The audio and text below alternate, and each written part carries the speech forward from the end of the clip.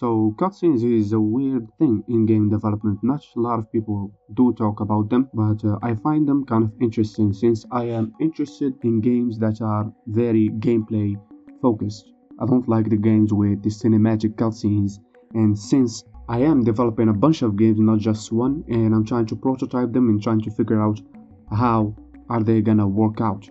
So knowing cutscenes, which are a major thing, because if you look up cutscenes and you will see that cutscenes are nothing but a tool of storytelling. And what that is boiled to most of the time is that they are just a cinematic thing, that you just create a movie basically. And this I think is wrong, since it is mostly a modern thing. Because when you play a game, you will see a bunch of cutscenes that are not cinematic but more utility oriented, and those are the type of cutscenes that I really like to explore, really like to know more about. So that is why I created this video, this quick tutorial thing. It's more like did you know type of video than an actual tutorial, because I'm not gonna go through it, but I'm gonna give you a lot of information that you might have not known about how cutscenes are made from like a technical part, and I'm not gonna go even that detail on it because I sincerely do not care that much about cutscenes, especially the cinematic ones. But later on, I'm gonna talk about the actual cutscenes that kind of serve some sort of purpose, again as a storytelling tool and also as a tool to make the player engage more with the game and immerse themselves. So, the history of cutscenes, and don't worry, I'm not gonna do the cliche YouTube essay thing. The history of cutscenes.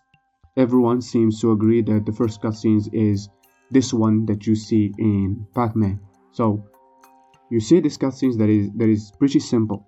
What this cutscene says basically is a story about what is going on with this little old pizza piece that you play with, and the use of it is not completely necessary, because the game stands on its own. The cutscene can be removed and you will still play the game and enjoy. And also for like future games that are gonna come out, this, which is establishing some sort of like simple story, is also unnecessary, because old games used to come with manuals, and those manuals you might see some when I say lore, they're not like very complex lore, but you will find there some lore, some description of characters and locations and so on. So the cutscene is not necessarily there to tell a story, but it is important, because what it does, and that's what we will see in future games, and I'm talking here about like PlayStation 1 or PlayStation 2, when they're gonna start introducing FMVs or those movie videos that play before the startup screen, and in other like very key special cutscenes like the ones in Final Fantasy VII, for example. It was revolutionary mainly because of those cutscenes. So here we can see the other purpose that these cinematics do have, which is you can sell your games based on those cinematics. So they do serve a purpose now that is more than actually telling stories. One other thing, which is what happened afterwards, which is during the, I think it was the 8th gen or the 7th gen, sorry, the 360 and the PlayStation 3. Those were cutscenes that were in-engine. So now we don't have the pre-rendered cutscenes, we have them in-engine. What this can tell you now is that the console is good, it's powerful, and also we have great cutscenes within them. We thought that that was the highest bar that we could ever reach until the next generation, which was the PlayStation 4, and we got even more cinematic with these cutscenes that become almost like movies, with something like God of War 2018, and everything being just one continuous shot, and it's looking seamless and all cinematic with all of the lighting, mocap animation, and facial expression, which are very important because those are the most difficult parts of those cutscenes. So, in conclusion, overall, what these cinematic cutscenes do is that they differentiate the game from another, because if you play our game right here, it have great cinematics, it got great story, gripping, whatever it is. Also, we can use it as advertisement, because all of those cinematics are trailer material, so you don't have to render some extra thing. You can do like extra the cinematic trailers like the ones for Elden Ring or Cyberpunk 2077, but still those cutscenes within engine are a huge selling point. Not so much now because there is a burnout on them, but still a lot of the games that have those cinematics within them do sell more than other games that do not have them, with few exceptions, obviously, mainly the FromSoft games. So what are the worst parts, the bad ones? One, they are too expensive, and they are, I don't want to say mainly the reason why a lot of games right now are very expensive, but they are a huge part of that, because right now you're not developing a game, but you're developing a movie and a game. That is why the gameplay takes a great hit most of the time, not all of the time, but most of the time gameplay will take great hit or will not take all of the care that it could have got dedicated to on someone. So all of the care and attention go to making the cinematics feel seamless and fit within the game, because the other part that is also bad, it takes a lot of time, a lot of effort, and a lot of money, which is planning this stuff. Because to have a seamless cutscene that always ends up with the camera being behind the avatar and ready to go to action, be it like just start exploring or even worse, like get into a fight and have the boss doesn't feel too stiff but feel like engaging, almost like continuing the cutscene. That is very hard both to storyboard, to actually mocap, and to implement to the engine, because these are three distinguished parts and each one of them is difficult of its own. Because a lot of people think that mocap is just mocap, you just do the mocap thing and that's it. It is a very difficult process, and it doesn't take just the mocap action, but also it takes a team of animators that actually go there and fix all of the animations, because sometimes you might find a bone missing. So maybe it is the neck bone, maybe it is something with the wrist. So the wrist kind of got the coordinates lost, so you need to find those coordinates and fix them, and so many other small problems like this. And before you get into the motion action whatever, you need to storyboard that according to the unique way of filming, which is you're gonna motion capture that and then you're gonna film it again using the actual camera this time instead of just the mocap action. So you need to animate the camera right now, and you need to have all of the action that you captured to fit within the camera and follow the vision of the storyboard artist. And then you have the other big problem, which is lighting, because lighting in the cinematics is not the same as lighting within gameplay. Those are two completely different worlds, because in the gameplay you prioritize gameplay and you prioritize the animation feeling smooth, your aim need to feel smooth, at least 60 frames, you prioritize some VFX like blowing up a car or something of that sort, and a lot of people following you and shooting you, and maybe civilians are running, and maybe there is some sort of destruction elements going on, so maybe some small sim animations are going on at the same time. So all of these take priority over lighting. But within the cutscenes you have a lot of extra lights being added to give that cinematic look. So those cutscenes use a lot of extra light. You have your directional one, you have your fill-in lights, and I'm saying lights more than one because you can add more there, and you have your secondary source of lights. You have also some extra lights that you add just to accentuate and exaggerate and pull the detail out of the materials. Something like the roughness map, you add some light or dim light sources to bring out the roughness map out of some certain materials. You do the same with the reflective or specular surfaces. You add in some sources of lights to give the eyes that sheen that they have in that anime-like white circle. And with the armor also, you add some extra lights to make that metal look metallic, or like almost like chrome, almost. So you have all of this extra stuff being added per shot. So they're not just one and done, but they are done per shot. Not always, but if you want the cinematic look, you need to process each shot individually. So, and after you finish the cutscenes, it needs to go back to where it was at the beginning if the player did not skip the cutscene, and they need to seamlessly transition between them. They don't need to see that there was a huge change of lighting. So it needs to be seamlessly adding all of these lights and seamlessly removing all of them to seamlessly again put them into the gameplay. And to do all of these seamless actions, it requires a lot of time, effort, expertise, and a lot of money. So that is why I think going with cinematic approach or putting cutscenes within your game is absolutely the worst idea. Unless, and this is the only exception, if you actually do have a story to tell, which is you have a storytelling type of gameplay or game that you have planned, in which case you might use cutscenes but not these cinematics. So here are the ideas that I got for this type of game developers. And this is not a dogma thing. This is not the Bible. Don't think that you need to follow this verbatim. I'm here just sharing my thoughts, and maybe you might have some other ideas. So the first thing first is you need to go back to the older games, like the ones that we mentioned before, and you need to study how they did their cutscenes, because when you're trying to learn game development, the best thing that you could do is not to study the current games, but to actually go and study previous games that were released in older generations, because those were always not better, but they were pure. So you're not getting the vision that someone else have played another game and then they got a certain idea that they wanted to implement, and they got it and they created a franchise out of it because it was successful. Cinematics also in cutscenes are the same thing. So if you want to do this as an indie, and I am myself, I'm an indie, I'm a solo dev for now at least, and even if you have a small team, I don't think that you should invest too much into this. So first thing is try to avoid realism.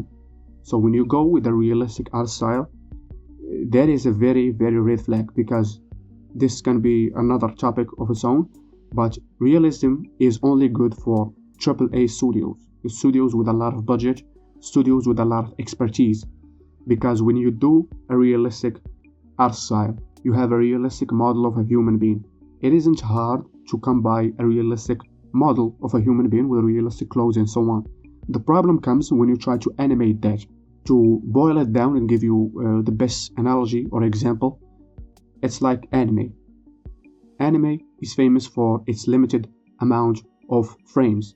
That is because they have a very limited amount of frame budget. Your problem when you go and choose to go with a realism art style is like taking all of that budget that you have for frames that you can use for the whole 24 minutes, and you make an illustration instead. This illustration can't be animated, and if we want to tell the story with multiple illustrations, we can't, because you put all of that budget within one illustration. And even if you want to do something like a vertex animation or weight animation or the VTuber type of animation or like Vanillaware animation, whatever you call that, it will be very expensive and it will not look that good. So you're fucked up basically. What you need to do instead is to separate your budget across all, because your final destination is to have your cutscenes to be told as a story, so not necessary to have the models look so crisp.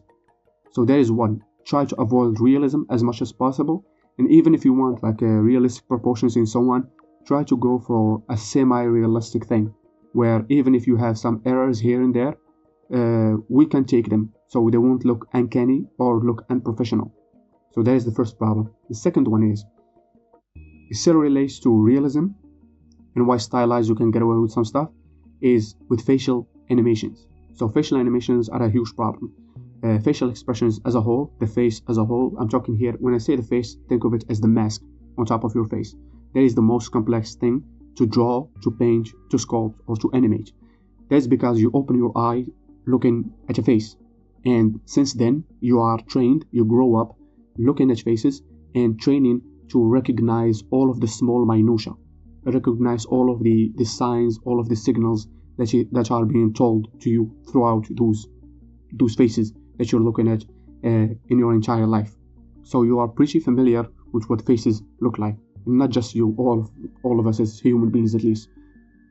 So when we see something that is unnatural or uncanny, it will stand out, and it will stand out quite bad, especially if you're doing realism and you're almost there, and that might play against you. So the point that was going to be good advertisement before, right now it will be like a bad point, something that's going to take away from you. You will be a laughing stock on the internet. So there is the other thing. Try to avoid facial expressions. or if you want to do them, you will unfortunately will have to invest either in some facial recognition technology, like the face recognition in the iPhones, something similar to what the VTubers use to track their facial muscles and facial movement. There is a good thing. There are also some AI tools, but I'm not familiar with those, so I cannot give you any advices on that. Or you can invest in an actual animator that will animate the faces if they are pretty stylized. So those are the tips that I can give you for the facial animation, is just to avoid them or keep their exposure very minimum.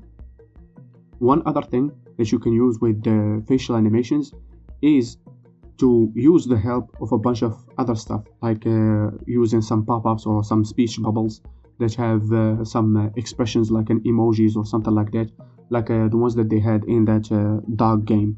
Those were a really good solution for this problem with facial animations, because they got very limited facial animations in that game, and they got also very stylized proportions, so they could get away with it and it would look good, because also the stylization and all of that.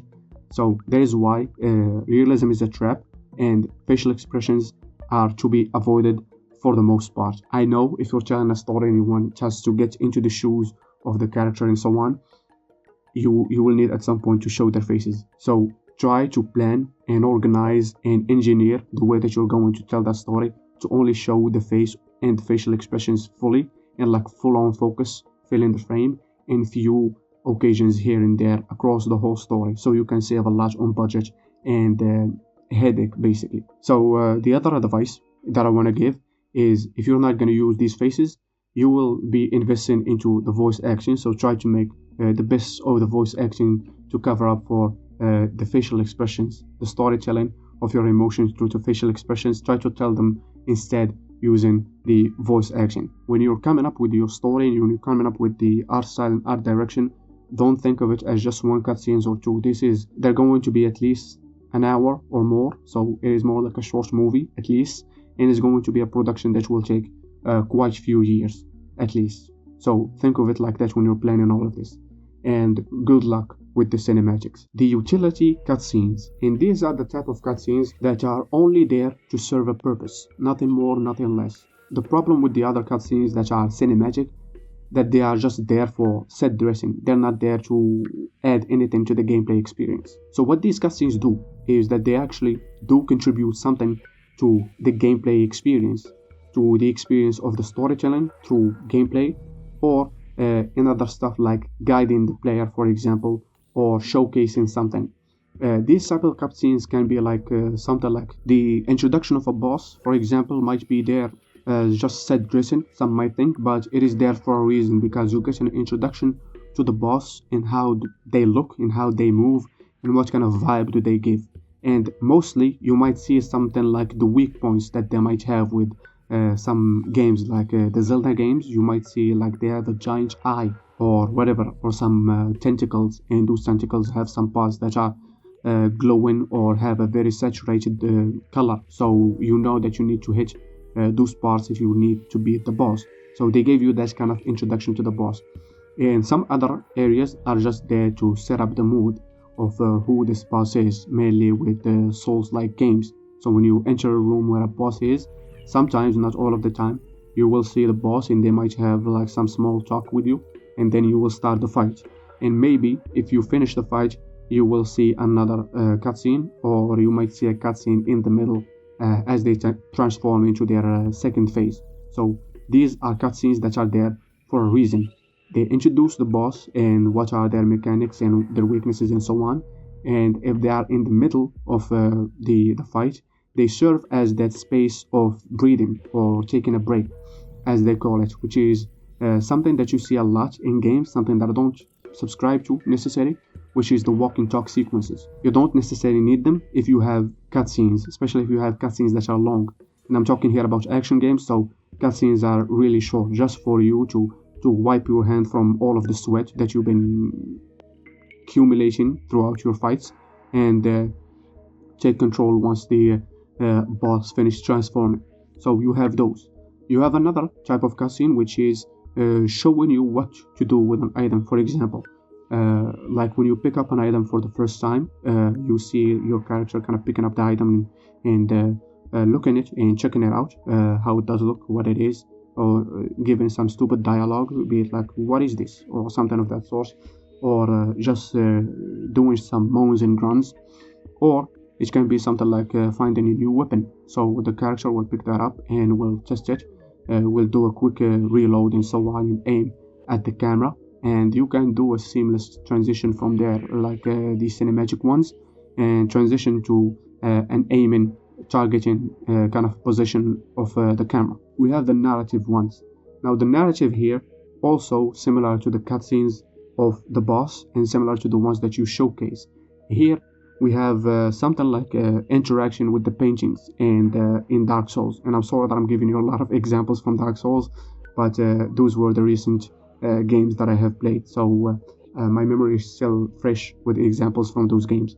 But when you interact with the painting and when you do such actions as letting a fire or doing anything of that sort that have some unique meaning to it, as in it is part of an ending, for example, or it is part of a quest. So the ending of a quest, for example, like you need to reach the mountain to spread the ashes of your wife, for example. That can be a key cutscene if the whole game was not about cinematics and so on.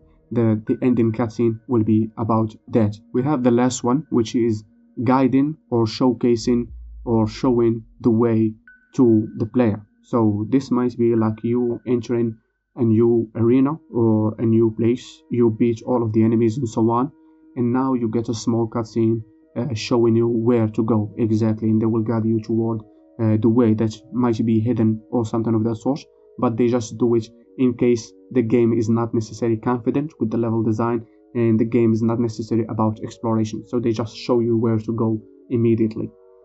Or it can be about guiding you or giving you information, since you have been exploring this dungeon and you stumble upon this boss and you have beaten the boss, and the level designer made it so you beat this boss to unlock a door that was somewhere in the other end of the dungeon. So once you beat that boss, you will see a cutscene of that door opening. This way you're using the cutscene to guide the player to some action that will save them a lot of time from wandering around and trying to find the key to a door that is already unlocked but they did not know about. So you just do that to save the player some time. This is the whole spiel of this type of cutscenes, is just to save the player the hassle. Unless the game is about exploration, then they are completely unnecessary. But most games do use them, so feel free to use them. That's about it. So with that said, thank you all for listening, and leave your thoughts below. And as always, make sure to have yourselves a damn good one.